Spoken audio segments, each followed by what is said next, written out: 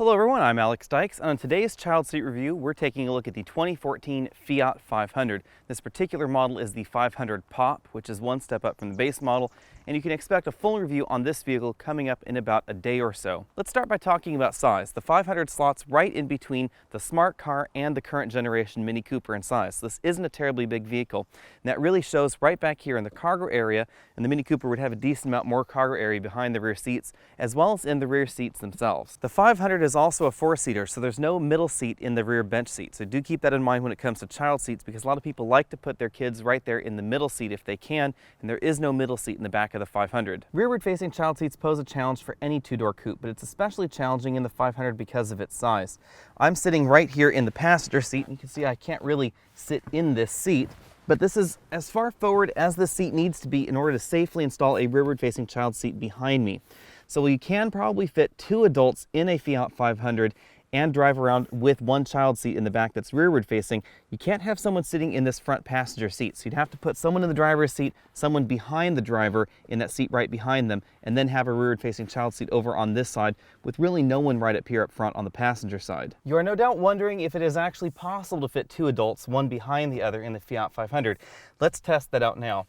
I have this front seat adjusted for me at 6 feet tall. It is a little bit close to the steering wheel, mind you, for some people, but I tend to like to sit in a relatively upright position and relatively close to the pedals, especially if I'm driving a manual like our Fiat 500 is so equipped right here. So let me hop out and see if I can get in the back. Rear seats are fairly easy to get in and out of because of the height of the Fiat 500. It has kind of a cartoonish profile because of the very upright profile, but I can actually sit behind myself. There's not a whole lot of headroom back here, so if you're taller than maybe about 5'10", then you may have a problem. I can't sit totally upright in the back, but I do have a reasonable amount of width back here, so I can strap myself in and I can sit right next to this child seat. So it is possible for two people and a rearward-facing child seat to fit in the Fiat 500. The alternative, of course, is if you are relatively small, especially if you have short legs, you can fit in this front seat right here in front of this rearward-facing child seat. But as I showed before, if you have legs that are about my size or so, then you will have a difficult time fitting in that front seat. As you might imagine, forward-facing child seats pose much less of a problem for two-door coupes as well as small cars.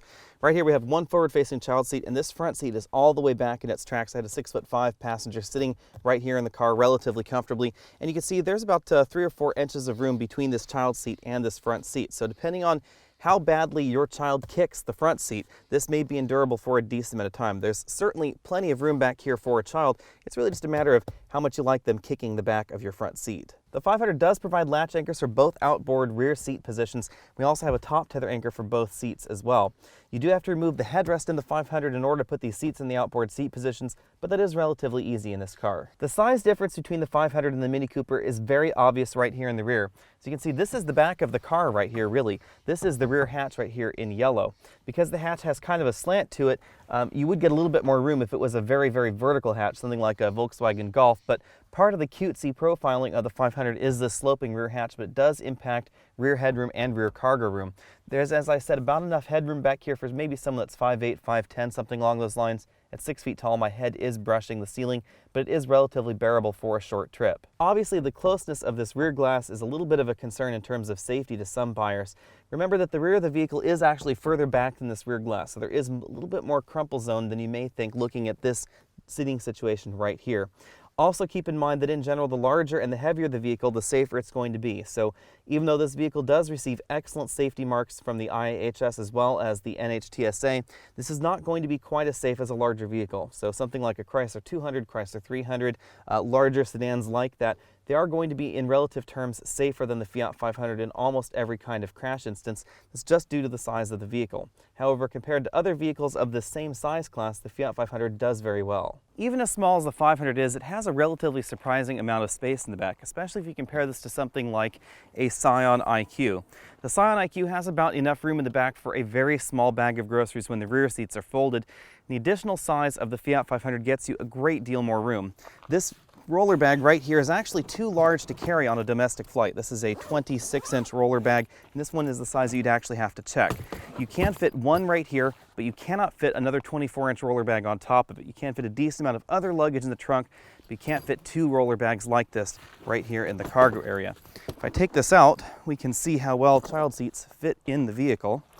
We have 2 child seats right here. Let's see if we can nestle them in right behind the rear seats.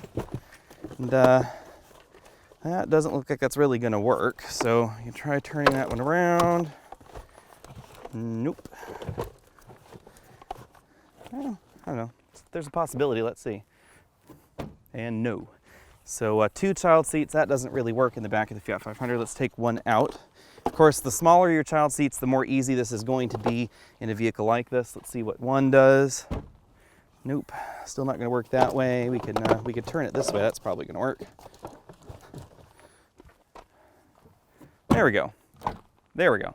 You actually can fit 1 child seat in the back of the Fiat 500. Keeping in mind the relative size of the Fiat 500, the 500 scores relatively well in terms of family friendliness. This is definitely a lot more practical than something like a Scion IQ. Now, admittedly, the Scion IQ is really quite small, but the Fiat 500 is relatively small as well. So if you're in a city area, downtown area, and parking is a problem and you're looking for something small, the 500 makes a relative amount of sense. You can easily have 2 children in the back as long as they're in forward-facing child seats and people up front aren't over about 6 foot, 6'2" or so. Really depends on the length of your legs. Rearward-facing child seats in the Fiat 500 are a little bit of a problem, especially if the 2 parents are in the car and they're relatively tall. Thanks for taking the time to watch this video. Again, I'm Alex Dykes, and this has been the 2014 Fiat 500 Pop. Go ahead and click that banner at the bottom of your screen so you can subscribe to this channel and be updated on all of my latest reviews, including the full review of the Fiat 500 coming up in about a day or so. You can also find me over at facebook.com/AlexOnAutos, and you can always email your questions to alex@alexonautos.com.